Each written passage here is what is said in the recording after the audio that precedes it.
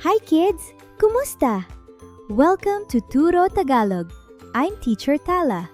I'm so excited to see you today. Ready na ba kayo? Let's learn Tagalog together. Today, we will learn how to say hello in Tagalog. Super important to. You will use this every day. Ready? Our word is Kumusta. Kumusta means hello. Repeat after me. Kumusta. Again, Kumusta. One more time. Kumusta. Ku-mus-ta. Slow lang tayo. Ku-mus-ta. Good. Now faster. Kumusta. Listen first. Classmate A says, Uy, kumusta? Classmate B replies, Kumusta din?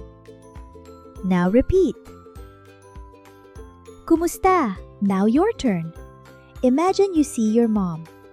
Say, Kumusta nanay? Now your dad. Kumusta tatay? Now your friend. Kumusta kaibigan? Now, challenge time tayo. Say kumusta without looking. Ready? 3, 2, 1. Say it. Good job! In Filipino culture, we love greeting people, even strangers. It shows respect and friendliness.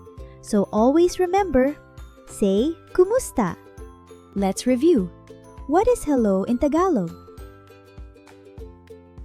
Kumusta? Say it again. Kumusta? Good job today! Ang galing mo! Practice with your family, ha? See you next time! Paalam!